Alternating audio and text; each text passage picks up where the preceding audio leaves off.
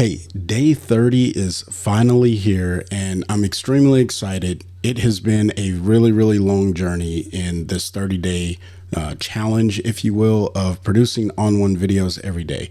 There will be a message about that at the end of this video. But today, what we're going to do is I have no script. And the reason why I'm not using a script today is because I want to kind of imitate exactly what it's like when you come back from a photo shoot, you have images, and then you're ready to get working inside of ON1.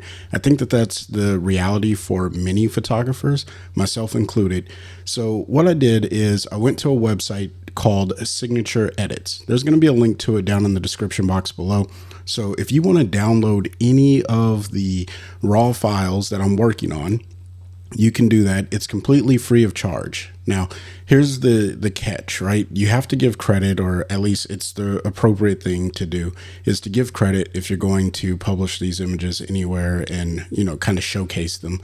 But for what I'm doing today, and not all of the artists actually have their credit lines, if you will, in the images.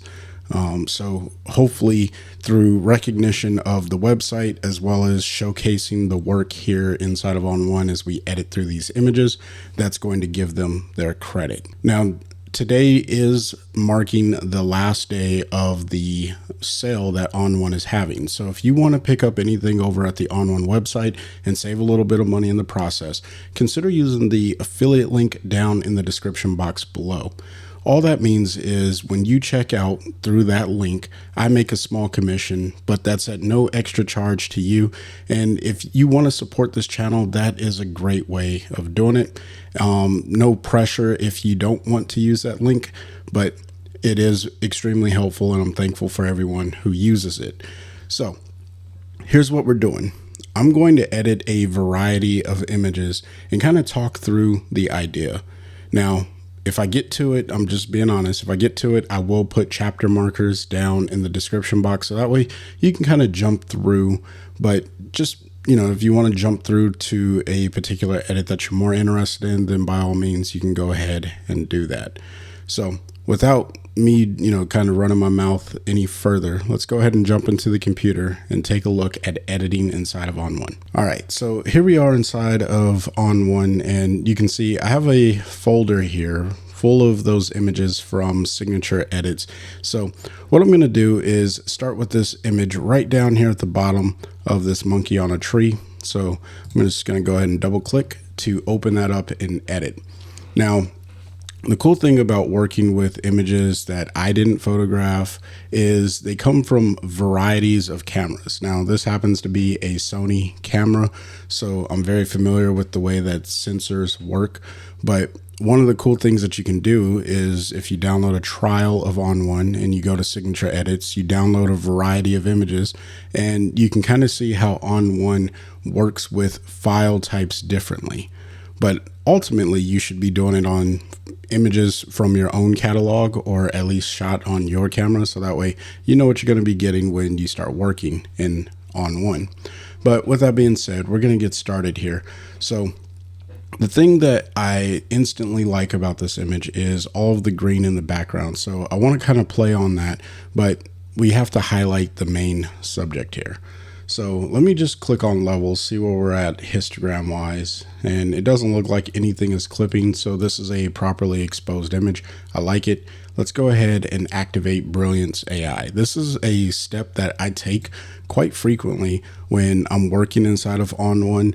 I don't do it all the time, so I don't want to make it out like I just always activate Brilliance AI. But I do have this configured the way that I like to use it, and I can do that using the preferences. So if I just hit Command and comma on a Mac, you can see these are my preferences. So I did make a video about that, but I just want to recap this. Now, with that being said, I kind of like where we are. So here's the before and here's the after. I like what we have going on here. I like exactly what it's doing in the background, but I want to bring the subject more to life. So before I go and modify anything else, I'm just going to come over to local, hit add adjustment. We're going to reset this from negative exposure, and I'm just going to boost a little bit of the shadows, and I'm also going to add some structure. Now, I'm going to grab my favorite tool to mask, which is the Quick Mask AI brush. So what I'm going to do is hit the letter W, and that's probably not the full name. I always get the name wrong, but essentially it uses AI in order to select the areas on the image so you can apply your effect in those places. So you can see, because I had my mouse hovered over the monkey, it's going to give me an indication that it can select the entire monkey, which is what I want to do. But you see those crosshairs. If I just pull that off to the side, then I get this. So if you've been watching the videos, you know exactly how this works. So I'm not going to spend a lot of time on that. But if you got questions, leave it in the comment section below. I'm just going to go ahead and click on the monkey to select him. And then I'm just going to hit the blue check mark because I want to paint this effect in. I didn't go over that, but again, I do have videos showing how I use this tool. So hopefully that isn't something that was completely confusing for those who are following along. With that being said, I'm going to go ahead and boost my contrast just a bit here, and maybe even push the exposure up on the monkey, maybe to about there. I think that looks good. It's very subtle, but it does make a difference with where I'm going with the photo next. And so, because I always like to make the note, you should rename your layers, I'm just going to label this monkey. So now that I have the monkey selected the way that I want to start working with this background to get rid of this bright area here. So one of the ways that I can do that is I can take this mask. So I'm just going to go ahead and click on it to activate it, and then right click and hit copy. Now I'm just going to add in another adjustment. I'm going to go right click, and then I'm going to paste the exact same mask, but this time I'm going to invert it so that way it targets the background or everything except for the monkey. So I'll hit invert. Now, this is obviously not going where I want it to go. It's going all over the place, and I want to gradually fade this into the background. So what I'm going to do is hit the letter M on my keyboard. That's going to give me my masking bug.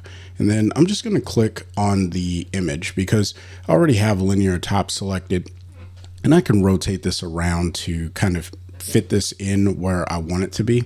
So what I'm going to do is I'm going to rotate it probably around here, and then just pull this back just a little bit further.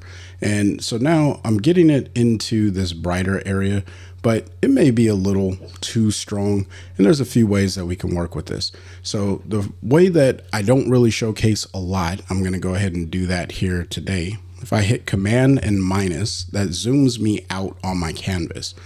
Now, one of the cool things about ON1 is you have your canvas, which is the area where your image appears. All right. So that's everything that's not this gray area. And then you have your, what I like to call my matte space or my workspace. All right. And that's this gray background area. If you notice, I have access to my masking tool that goes beyond the canvas. And the reason why I like to showcase this is because you can actually pull your mask all the way off of your canvas. So right now it's not impacting the image at all.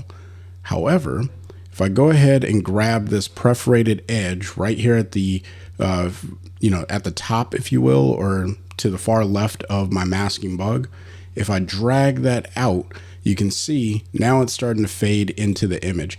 And this is just one of those ways of kind of tapering a mask so you don't get the full effect if you don't want that.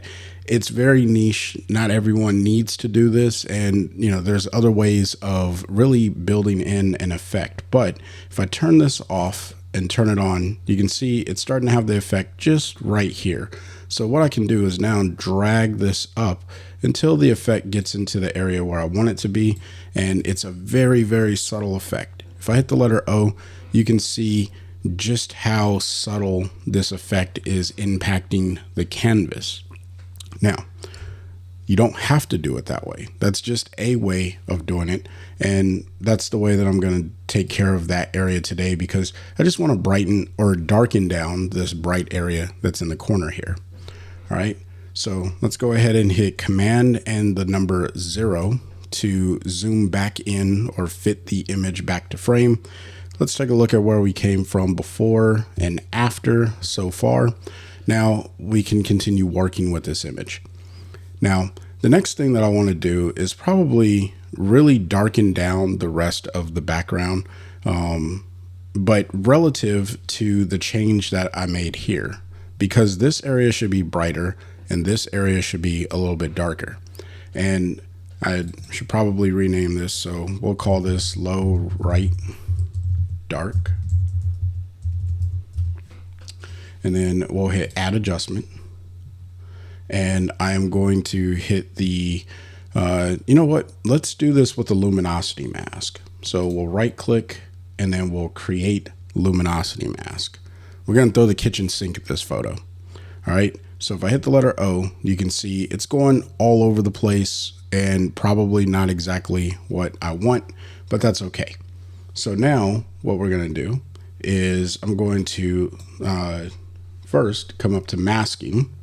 And I'm going to grab my window, and I want to remove this from the brightest brights, right? Because I've already worked on this area.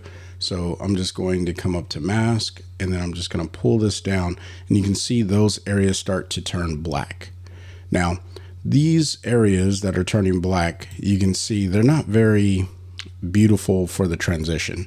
And this is where feathering really does come in handy. You can pull the feather out, but I'm still going to have those black blobs, and it's not going to look very good when I actually start to lower this, the exposure. So what I'm going to do instead is play around with my levels and see if I can get this to a point where I get a good transition between the brightest areas to the darkest areas. So maybe a gray like that. And then I'll pull up on my feather. We'll hit the letter O, and then let's see how this is impacting the image. So if I turn this off and turn it on, I think it's doing well, and I'm still getting that bright look right here in this area. It still may be a little too strong. So without looking at the overlay, I'm just going to hover over masking. Then I'm just going to pull up on my window here until it starts to impact those areas again. Maybe somewhere around there is probably good. Okay, so now what I need to do is an opposite gradient than what I did on the first one. So with the luminosity mask, if I hit the letter O, you can see that's what's happening. If I hit the letter M on my keyboard to get the masking bug again, I can do the exact same thing, but this time it's going to taper the mask from the top left going down to the bottom right. So I'm going to go ahead and click there. We'll hit the letter O so you can see this happening in real time.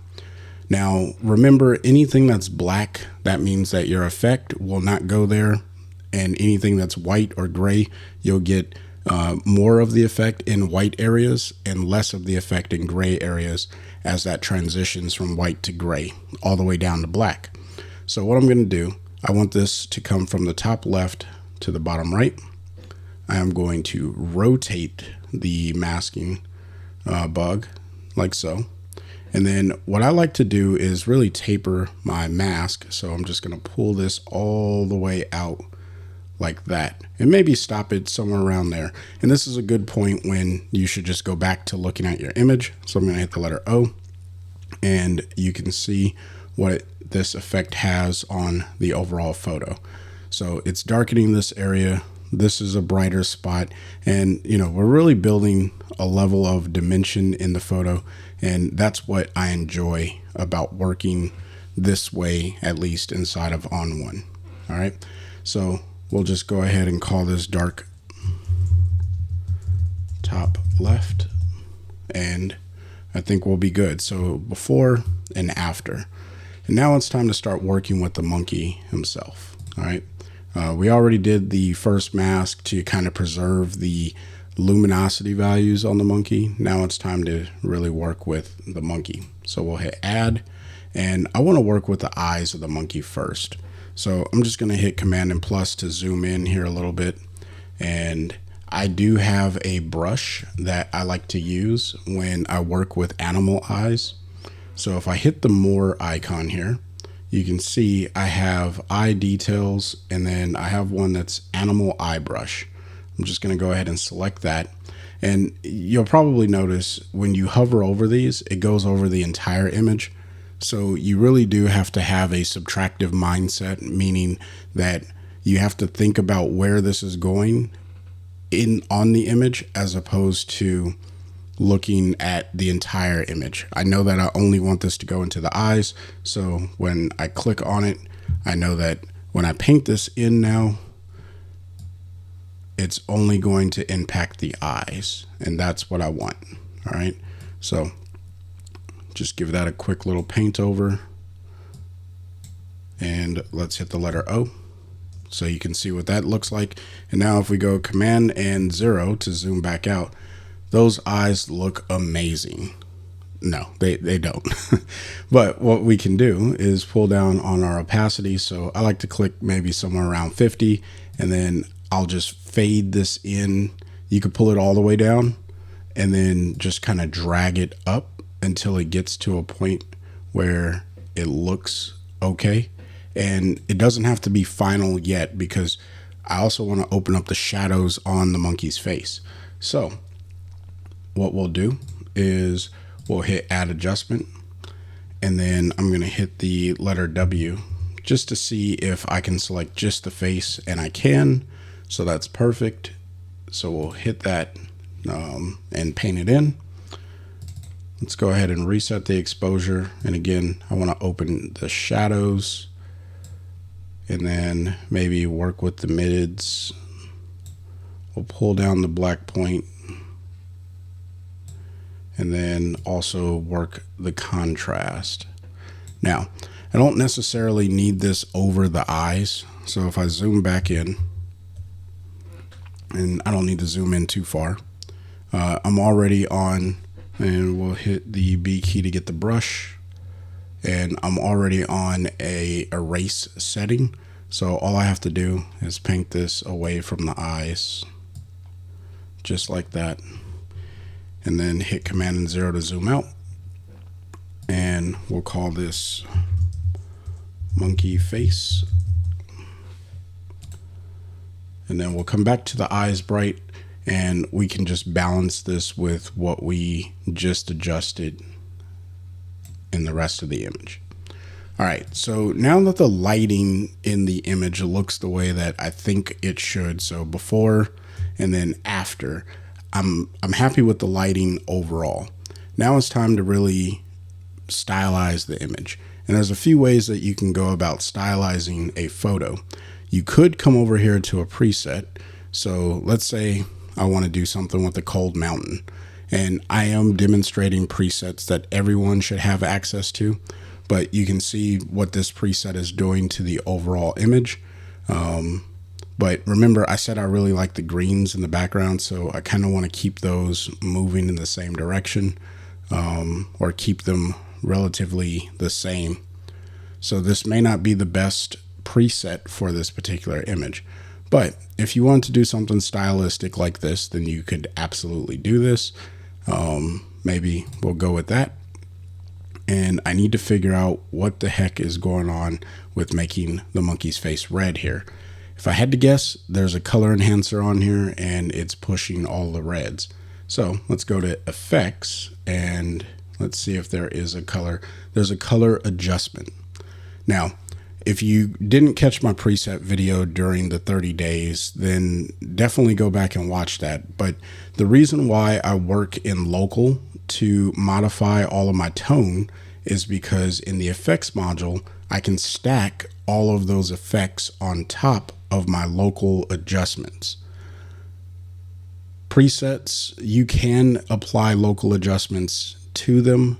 I don't recommend doing it because it's not always the best solution, because it will like every image needs different types of local adjustments, whereas effects are more like filters and styles that you could apply, and you can almost keep those global and they would still do well. All right, so that's kind of the crux behind using effects versus local adjustments and what goes inside of a preset. And this is what makes ON1 unique when you are working with presets, that you can put a style on top of your local adjustment. So with that being said, I already told you, I think this color enhancer, yeah, that color enhancer is really kicking up the reds, or color adjustment. So let's come over here to the reds, and we'll probably just pull down on the saturation there, and then even change the hue. Just double click to reset that. Let's go to magenta. No, magenta's not doing anything. Purple. I'm just checking all of my channels to see what could, so oranges, that's where it is. Let's just double click those, resetting that a little bit. And I'm just trying to see what this color enhancer is really doing, because I didn't see any other changes in here, but it is definitely making yellows. That's what's causing that issue there. So we'll go ahead and pull up on the hue here, and then pull back on the saturation, because I want the natural look. And I probably have a inside of the color balance. Yeah, there we go. We'll turn off color balance. I think that was the biggest culprit. The color balance was like giving this weird color grade to the image that I'm not a fan of. So we'll just turn that off. And that's the beauty of working with presets. They get you started so you can start moving through your edit, but ultimately you get to choose what stays turned on and what gets turned off. So let's go ahead and change the opacity of this color enhancer or color adjustment. The reason I keep saying color enhancer is because that's the tool that I recommend everyone uses. I use that more frequently than, in fact, I don't even use the color adjustment. I just use the color enhancer. Personal preference, but that is what I do. So I kind of want to mute these greens. So let's just go ahead and pull back a little bit, even on the yellow coloring here. Maybe something like that. And then let's take a look at the dynamic contrast, see what it's doing. Maybe we'll throw some vibrance in here on the contrast. Yeah, that's starting to really make that look a little bit more lively. All right, so I think that this is pretty good. I'm gonna hit the letter C, and we're gonna go with an AI crop. Now, I'm gonna go with original ratio of the image, and I'm just gonna hit AI crop and let ON1 kind of tell me what it thinks the crop should be. So we'll see what ON1 comes up with. Now, this, for those who are wondering, like, Chris, how do you get the AI crop? This is a new feature inside of 2025 point, what number are we on? 2025.2. Should have been able to tell you that, but either way, this crop is what ON1 is thinking, like, hey, this looks pretty good. And I don't entirely disagree with it, but I am the artist here, even though this isn't my photo. I'm the one editing it, so I'd probably tighten it in just a little bit more, because I care more about the monkey than I do anything else. And I still think that this bright area is a little too bright, so I may need to work with that a little bit more. But I want it to be natural, right? And this is probably a good crop overall. I like that the monkey is filling the frame a little bit better. We have all this green happening in the background. So I think what I'll do to finish off this particular image is I'll come back to add adjustment, and I'm going to put this at the very top because I don't want it to be underneath any of my other adjustments. And the reason for that, this stacks cumulatively. I think I'm saying that right. They stack on top of each other. So if I were to overlay anything on top of these edits or these local adjustments, it's going to double down on that effect, or it's going to impact the local adjustment that's living underneath it, all of the local adjustments that live underneath it. All right. This is why masking is so crucial inside of local adjustments versus using them globally. But with that being said, what I want to do is add a vignette. So it's already set to negative exposure. I'm just going to rename this real quick. We'll just call it Vin. That works fine. I'm going to hit the letter M on my keyboard. This, of course, brings up the masking bug. And I want to click on Vignette up here at the top. And then I'm just going to click in the middle. And you can see exactly what it does. Now, for those of you who are wondering, like, Chris, why would you make a vignette inside of local adjustments instead of working with the vignette tool inside of effects? And the real answer to that is I have access to more flexibility because I can reshape this vignette in multiple ways. So if I want to get really tight on the monkey, just like that, I can do that. I can also fade this out because it's a normal radial mask. So now this looks even more natural. I've tamed this bright spot here, but also inside of the local adjustment, I have access to all of these tools that I don't have access to. So let's say I wanted to desaturate this background a little bit to create some separation. I can just pull down on the saturation, and now I'm getting a completely different look. Maybe that's too far, so I'll pull it back up. Or maybe I want to cool down all of these darker areas that I'm adding the vignette into. I can now pull down on the temperature and I can create a cooler look. Too blue is, or that was a little too blue. Or maybe I want to warm it up. I get so many creative controls when I use the local adjustment to create the vignette versus using the vignette tool itself. So if you've never created a vignette this way, I do recommend you give it a shot just to see what you can do with it. Now, all of that being said, let's take a look at the before.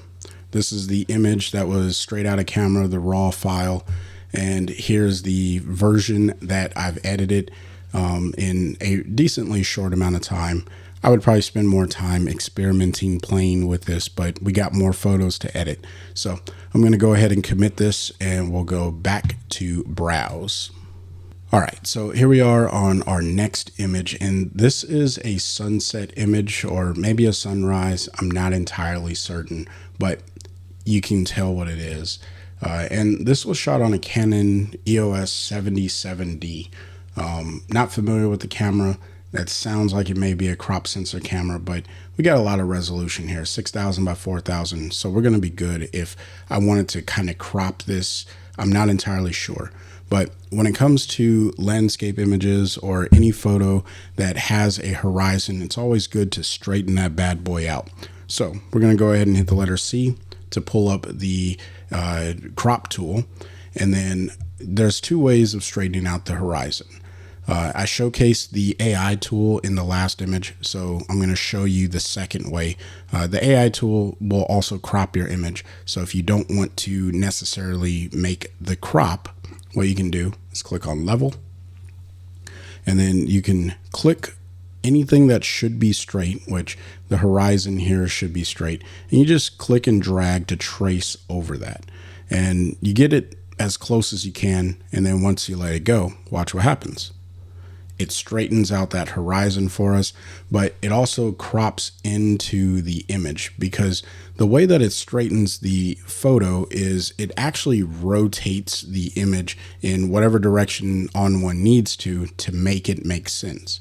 Now, with the new versions of ON1 Photo Raw, and if your computer can handle the AI computations that the canvas extension tool will allow, then you can use the canvas extension tool up here at the top to buy back all of this lost pixel space.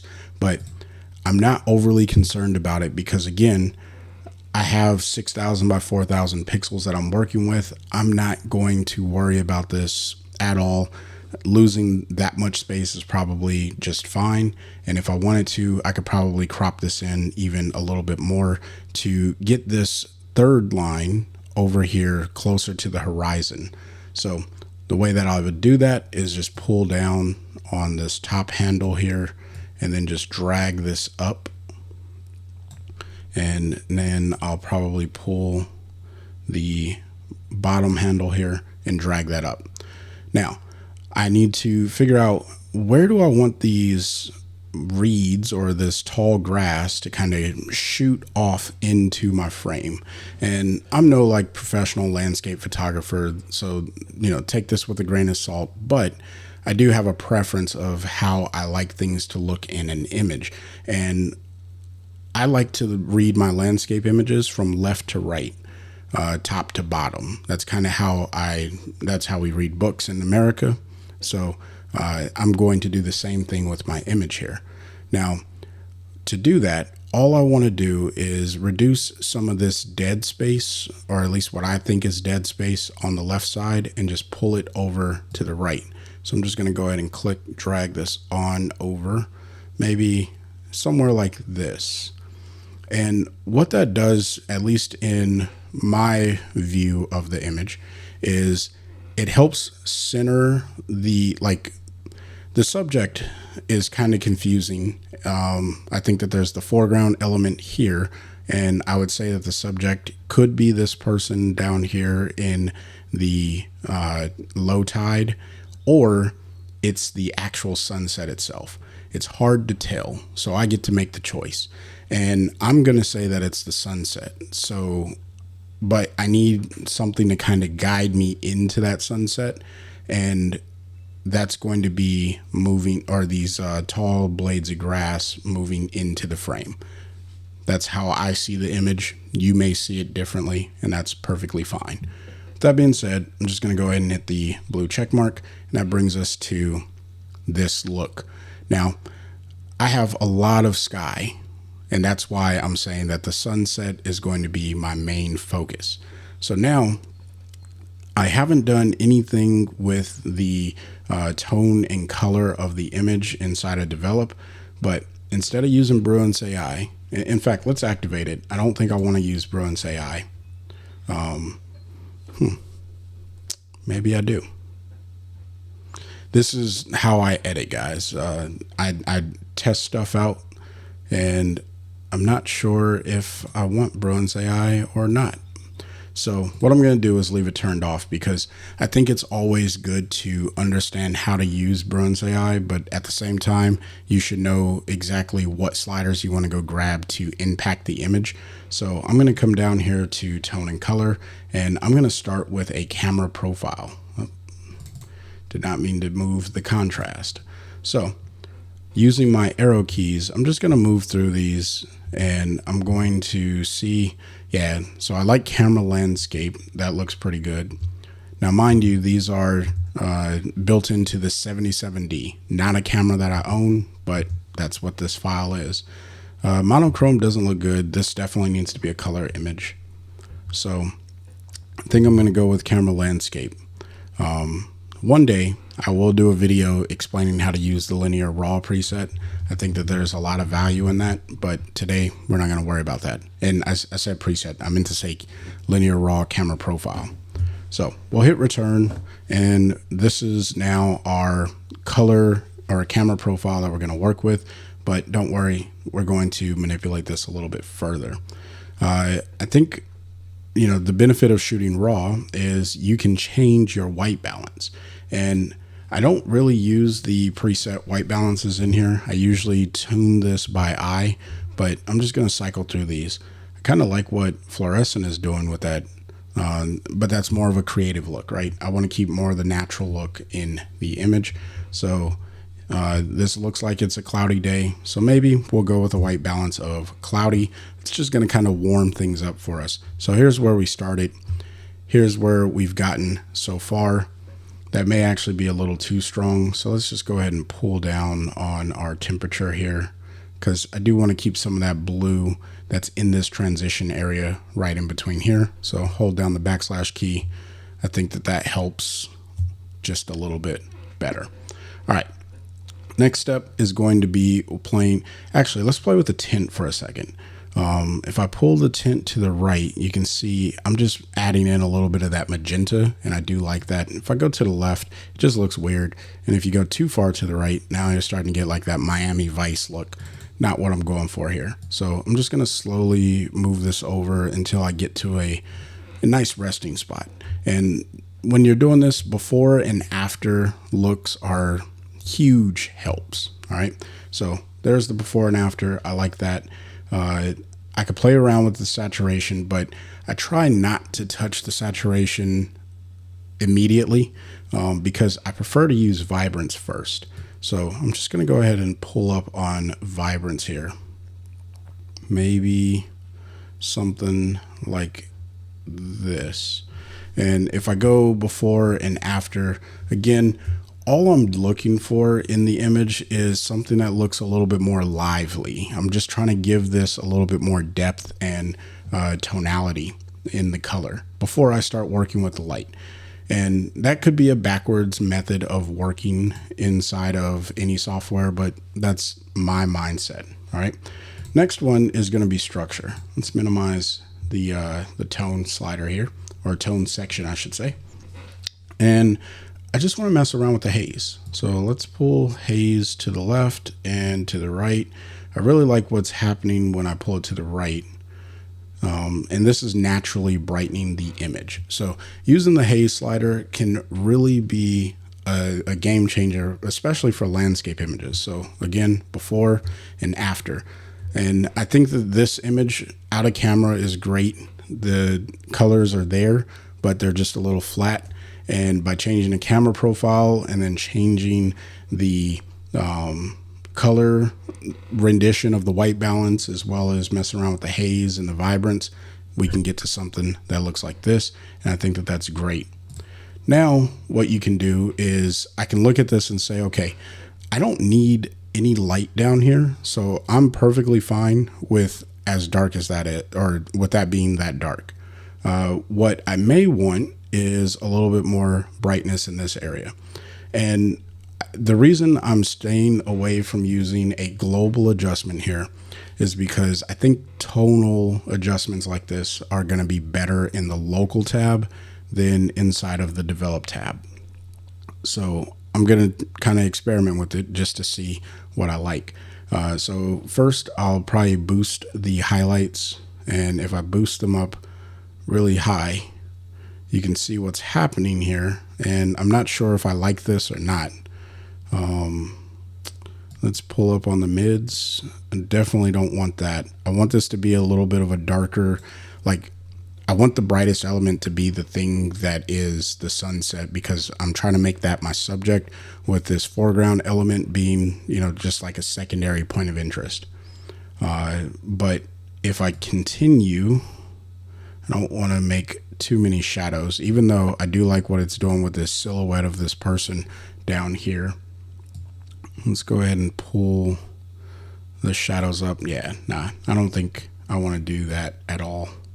I don't like what I'm getting globally. So maybe we'll tweak it just very, very minor. All right. So now before and after. For what it's worth, you could stop here. There's nothing wrong with this image. If this is a photo that you took and you're like, you know what? I like where I got with this edit just by using tone and color, we're good to go. All right. Where I'm going to take this hopefully a step further is by using the local, and I'm going to really start working with this sunset here. All right. We're just going to increase the exposure by a little bit, and we're going to come down here and grab the vibrance and maybe even a little bit of saturation, and we'll warm it up. We'll come back and change all those if necessary. I just kind of want to see how this builds on at first. So I'm going to hit the letter M on my keyboard, and we're going to grab, we already have the vignette tool, but I want, instead of center, I want it to protect the edges, because that's going to include the edit that I'm creating inside of the radio filter. So I'm just going to click right around here, and whoa, look at that. That is awesome. All right. not so much. We're going to fix this though. Don't worry. I'm going to go ahead and zoom this down. And I don't know if that's the best way of saying it, but I'm going to shrink the radial adjustment. I'm also going to make it more narrow. All right. And then I'm just going to pull this down to right around here. And we're going to pull this all the way across the horizon line, and maybe even pull this down even further, make it a little bit more narrow. You could play around with this. I'm not going to spend a whole lot of time trying to overly tweak this, but everywhere that this orange glow is, I want the perforated edge here to come all the way over it. All right. So maybe something like that. All right. So now what I need to do is maybe just pull down on the brightness, and we're also going to pull down on the temperature, because when you use the temperature slider inside a local, it is like extremely strong. Like I was only at a 9. This is a 4. And like if I turn this off and on, look at how strong that temperature slider is. All right. So just keep that in mind when you are working with this tool. Now we're going to turn you back on and come back down here. Maybe we don't need as much saturation, so we'll just come back to 0 and we'll play with vibrance. And what vibrance does is it really boosts the colors that aren't as saturated. And that's more natural to our eye when we're trying to create depth in an image. And so I think that this looks a little bit better for what we're going for. All right. Now, if I hit the letter O, you can see, we got this really stark line going across there, and then it kind of fades out to not impacting anything. If I hit the letter O again to get us back, I think that this works quite well, so I'm going to leave that alone. Now we need to kind of work with this sky, this top area. So I'm just going to call this sun. And then we'll hit add adjustment. And now what I want to do is make this sky a little bit more blue. I'm going to hit the letter M twice on the keyboard, or at least on the keyboard. I have to hit it twice for some reason. That's neither here nor there. I'm just going to click, and I don't want to create a radial gradient anymore. What I want is a linear, we'll go with linear bottom. And let's see. So put it all the way down here. So we'll just drag this back up and then fade this out. And look at how I'm recovering a lot of that blue in the sky. Now, I'm doing that through a negative exposure. I don't know if I really want that. And I'm also getting some vignetting that I'm noticing from the lens. So before I move further, because I do want to make sure that I'm seeing what I'm seeing, I'm going to click on develop, and then I'm going to come down to lens correction. And that gets rid of that vignetting for the most part. So that's another tool that we have inside of ON1. I don't talk about it often, but if you are photographing a raw image and ON1 has the lens that was being used, you can definitely change that lens distortion, which in this case looks like there was a little bit of barrel distortion or maybe pin cushion. I don't know. Doesn't matter. There was distortion. It cleared it out. But what I really noticed, if you look in this top right corner, is there's this vignetting effect. It's very subtle, but it is impactful to the overall image. And so I just wanted to get rid of that. All right. You can also mess around with the fall off, and you can see how that's starting to really clear up those corners. So maybe I did need a little bit of fall off to help me with this particular look. So boom, that's done. Now let's jump back into local, and we're going to come down here to our temperature. We're going to pull that down just a little bit into the blues until we'll go crazy blue, and then we'll just back it off. Now you could also do this with a color enhancer, but what I like to do is get my canvas looking the way that I want it to before I stylize the image. So maybe somewhere around here is pretty good. Let's turn this off and on, see how it's working. I think it's working well. All right, so here's where it gets a little bit more fun inside of ON1. I like the color adjustment. I don't like that it is darkening down things in those corners, exaggerating that vignette look. So what I'm going to do is first I'm going to rename this. So I'll call this top of sky. Then I'm going to click on my three little line menu that's over to the right of this effect. And then I'm going to come down to where it says blending. Now the reason I do this is if you have the pop-up properties menu, it's going to pop that up for you and jump over to the blending tab. For me, it just selects the blending tab for me, so I know that I'm working on the right layer or the right effect in the blending tab. That's the reason why I do it that way. Now, I'm going to click on the drop down here, and I'm going to use a blend mode called color. And what color does is it doesn't impact any of the luminance values. It only impacts the color. So if we come over to our temperature slider here, I can pull this down and you can see I'm not getting that exaggerated vignette look in the corners of the image. All right.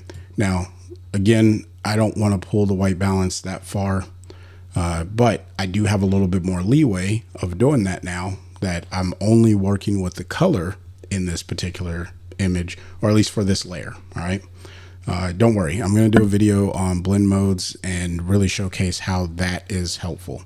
But what I do want to do is push up on the saturation here just a little bit, and maybe even vibrance, just to get a more evenly blue look across the top of the sky. This is still darker over here, but I'm not going to spend too much time trying to fix that. Heck, I might be able to fix it by boosting the shadows, but that doesn't seem to be as helpful. Get back over here. There we go. Let's go midtones.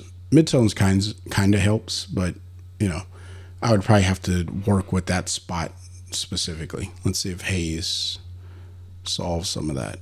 A little bit.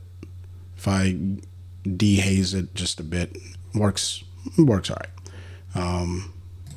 Reset the exposure here. Maybe pull that back. Yeah, okay. I can live with it. It doesn't look the way that I really wanted it to, but I can, you know, for the sake of this tutorial, it's going to work out just fine. All right. So now that I have my image looking the way that I want, here's the before and here is the after. It's time to start working with a preset. And I'm going to go to the AI Style Advisor this time. So if I click on that, you can see I got two options. I can go with my style, or I can go with the ON1 team style. I'm going to go with ON1 team.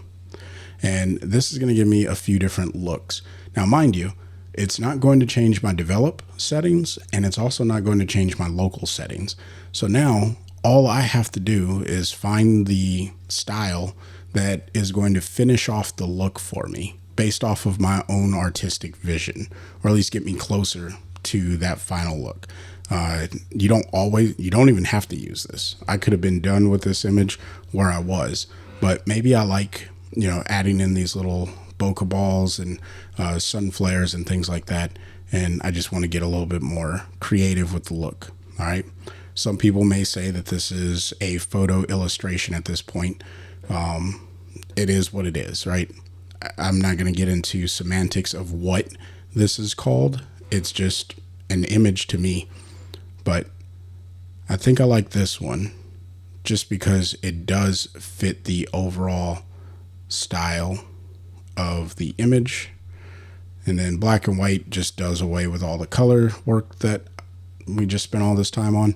So that doesn't make sense. But I'm going to get crazy artistic. We're going to go with this one right here. I'm going to click on it. And again, the presets add the effects over into the effects section. Does not mess with our local section. You can see local or develop. tone and color is still intact the way that we worked with it. And then if I come over to effects, I now have a series of effects. The first one is the sun flare. I kind of like the sun flare, but it doesn't fully fit the scene. So maybe we'll just pull down on the opacity, make it perceivably there, but not really there. Doesn't quite work for the entire scene, but it's okay. I'm not mad at it, right? This is where we get to have fun.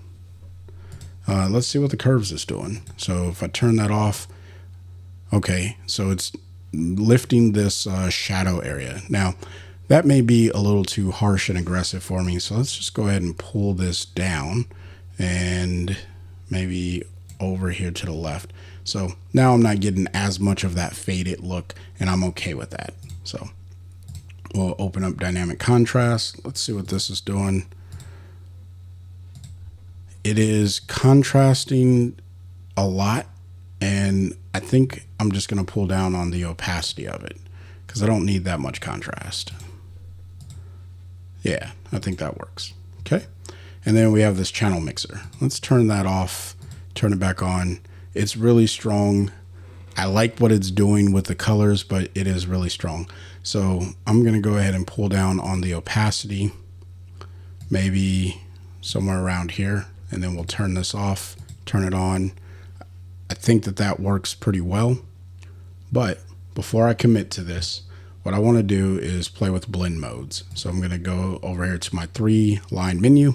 I'm going to click on blending and then come up here to the top, and using my arrow keys, I'm just going to cycle through this, and I'm just looking. I actually like this multiply look. Sorry, I was trying to explain it and I came across something that I enjoy. I like this. All right. I like how it's darkening down the foreground so it's not as important. You can see these tall blades of grass going off into the main subject, which is the sunset.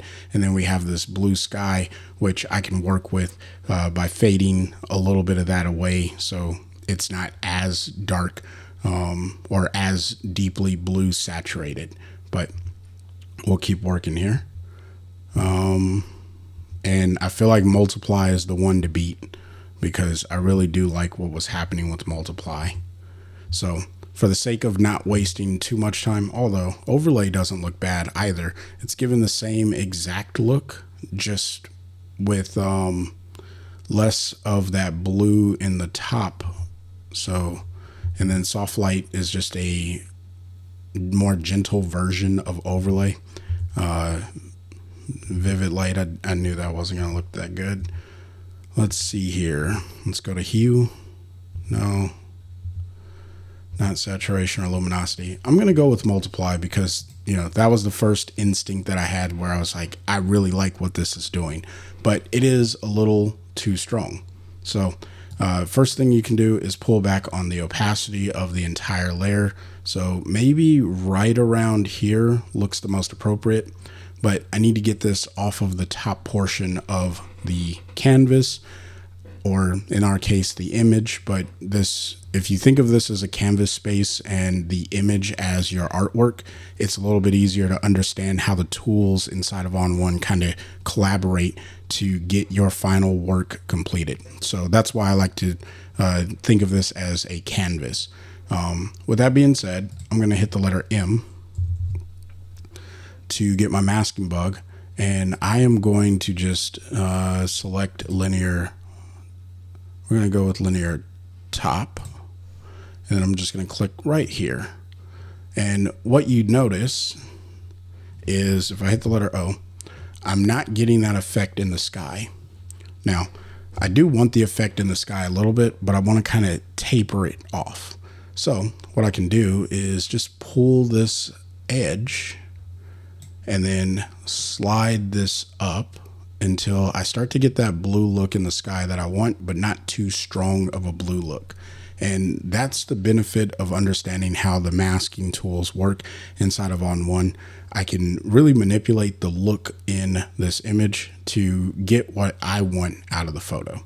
So if I hit the backslash key, this is the before, and this is the after, what I would call the final image. So I'm going to go ahead and jump back to browse, and we'll call this one done. Okay, so we're on our final image, and it is a portrait because, of course, many people photograph family members, friends, and you want to know how to edit a portrait. That's the whole reason why I picked up a camera in the first place, which led to this YouTube channel. I wanted to photograph my kids and document their life.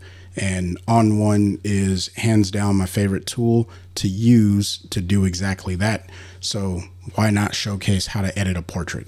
Now, this particular image, it looks like it was shot near sundown. I wouldn't go with whatever this time says, but nonetheless, the sun is directional. She's backlit. I can tell that because the light is reflecting on the rim of her hair. We call this a rim light. Go figure.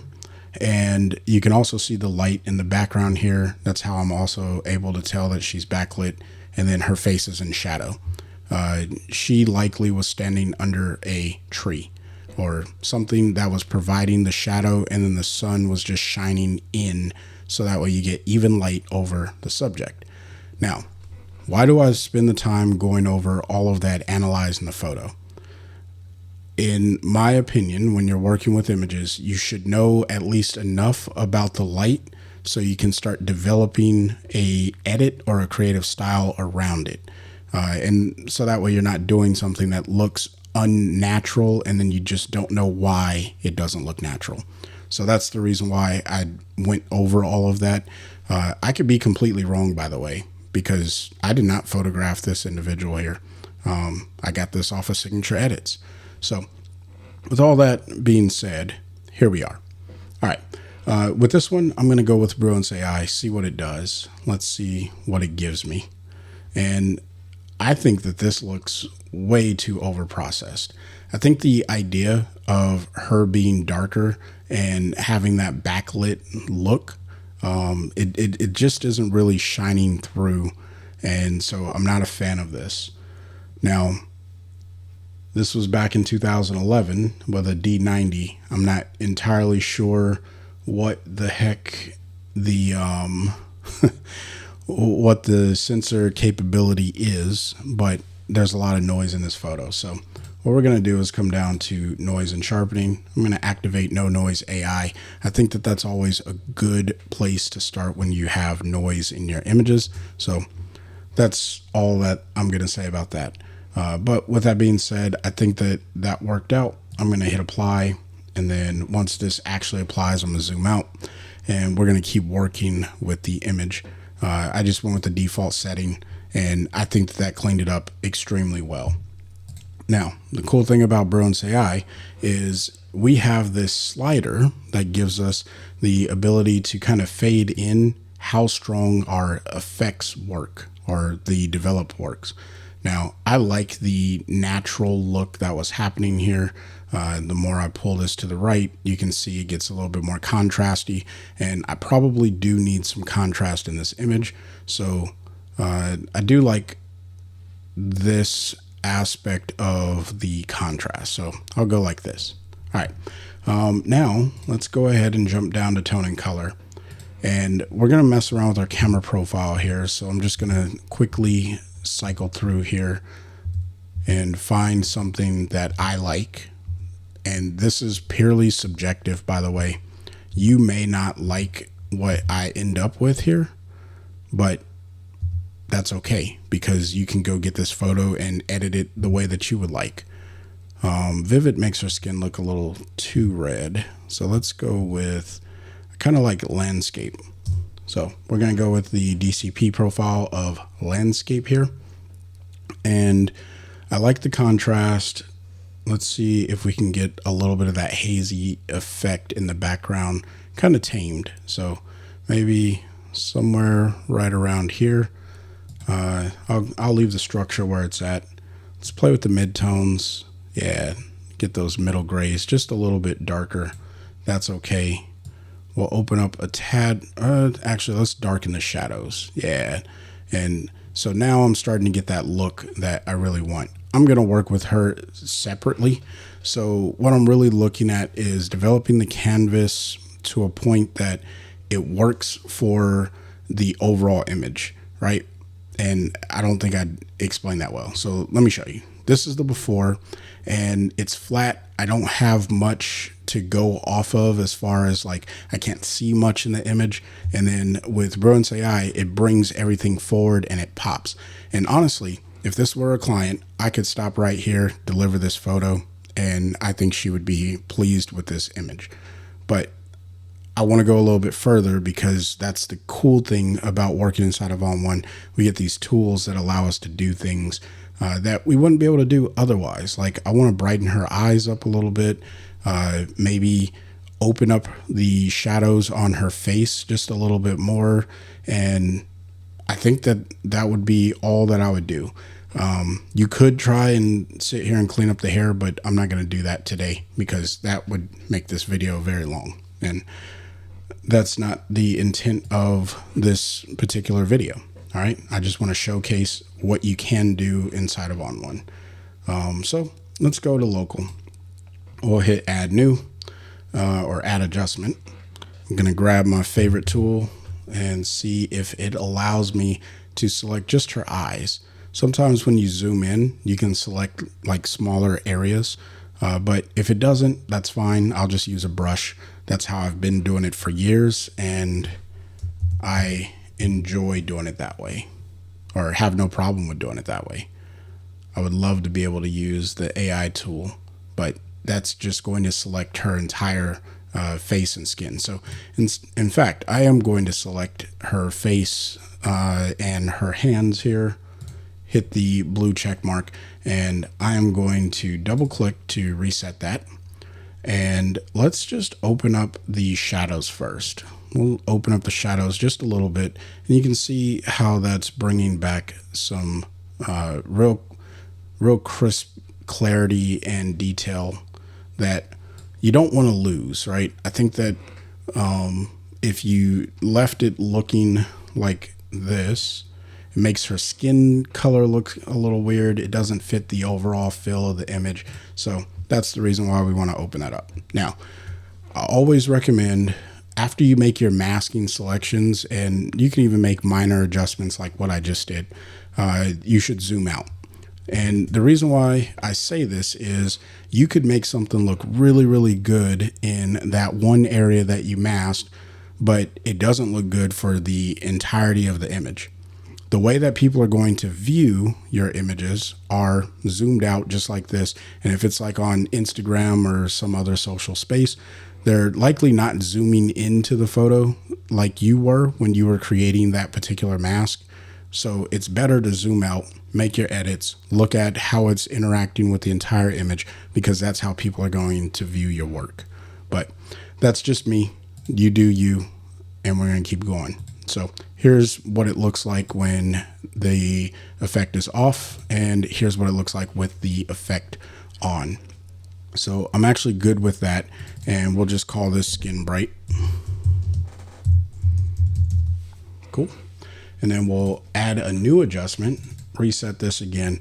And this time I am going to use my brush because I know that the magic tool does not work. So I'm just going to click down here, and you can see I have one that says eye details. I'm going to click that, and we'll zoom in so that way I can actually paint in the mask just like so. Make my brush size a little bit smaller, and I paint this over the entire eye. Now, these are custom brushes that I've created, and if you're curious about how to create a custom brush, just leave a comment down below and I'll make a video showcasing how to do that. It's really easy and straightforward. So if that's something that you want to learn to create your own brushes and looks, just let me know. All right. I'm going to hit Command and 0 to zoom out, because this is one of those prime examples. When I was zoomed in, it didn't look all that aggressive, but now that I'm zoomed out, it doesn't fit with the overall lighting of the entire image. All right. So this is a prime example of what I was just saying earlier. If I go ahead and pull down on the opacity of these eyes, I think that that puts us in a better position than where we were before. So if I turn this off, turn it back on, it just brings a little bit of light into those eyes. I could probably even pull this down even further because I don't need this to be like crazy bright. Here's the so what though. If you were to print this image, there is no backside illumination like you have on a monitor. The monitor is producing light, and that's what we're seeing. When you print something to a piece of paper, I don't have a photo next to me to like hold up and show, but when you print an image, you lose that light in the background. So that means as bright as the colors are when they are printed is what is going to be viewed by the viewer. So you want to make sure that if you are doing portraits and they're going to be printed, that you put some life in the eyes, because portraits that have eyes in them are usually the point of focus for people, because that's how we relate to people. It's not always the case, but that is a strong possibility that when you look at an image, you're going to look into the eyes and then you may examine everywhere else. Just food for thought, something to keep in mind. All right, so the last thing that I'll probably do, because I think that this image looks great, I'm not going to go like crazy with adding in extra effects because I don't think it needs it. You could do that, but I think this video is long enough, and editing portraits, you usually want to preserve the essence of the individual as opposed to adding in all these extra effects that kind of don't tie in with the individual. So that's why I'm just going to go with her as she is, and I think that that's going to be good. So I'm going to hit the letter C, and I don't like how this is kind of slanted down, and we have some space on both sides of her. So I'm just going to go ahead and change the crop. Let's see if a 4x5 will get us somewhere more appropriate. And I think that this looks good because it keeps that spacing on the side. I get a little bit of headroom, which I like in my portraits. I like to give a little bit of headroom, and I could probably even come all the way down and still have enough headroom, at least for my personal taste. So let's just go with this. Now, while we're here, when it comes to portraits, it's always good to align, like I would call this half body, because it's not a 3/4 in my opinion, but whatever you call this, right? A waist and up shot. You want to have key portions of the body on every third of the image, so that way it keeps the image flowing. All right. I like to put the eyes and the nose above the top third in most of my images like this, and then that usually will leave the I guess in this case it's leaving the chin for sure. It doesn't always, but it would leave the chin, and then maybe the upper torso area in the center third, which is just a more natural way of viewing a person. And then obviously everything else will be in that bottom third. So if you can split the nose and the chin into the upper third and the middle third, it could lead to a good symmetrical image of the individual, because essentially the face is taking up, or is occupying, 2/3 of the frame. Not exactly 2/3, but there's elements of the face in at least the upper and middle third of the frame. And that's more aesthetically pleasing, because when you look at a portrait of a person, especially like this is obviously about her. All right. Has nothing to do with anyone else. It's not really an environmental portrait. It's all about her. I got way too deep on that. If you got questions about portraits, and I'm no like world renowned portrait photographer, but that is kind of my style. Leave it in the comment section below if you got questions, and I digress. I'm just going to go ahead and commit this. So now we have this really, really nice tight portrait. I think that this looks beautiful. You come right into the eyes when you look into this photo. You still get this little sun flare that's native to the actual image as it was shot, and I think that this looks great.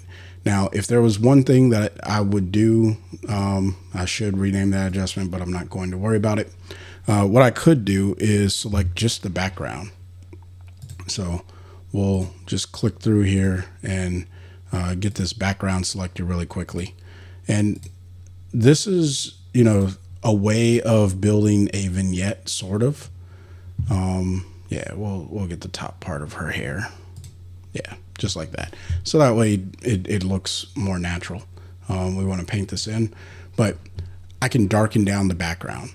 Now that is way too dark, right? Way too dark.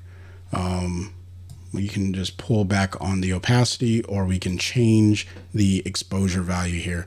But what that does is it makes it way less about the background, which is already blown out. We're not really concerned about that, right? We're concerned right here on the subject, and that's what I care about the most. So here's the before image, which is great straight out of camera because we have even lighting on the subject. And here is the after image that has been edited and I think is ready to deliver to a client.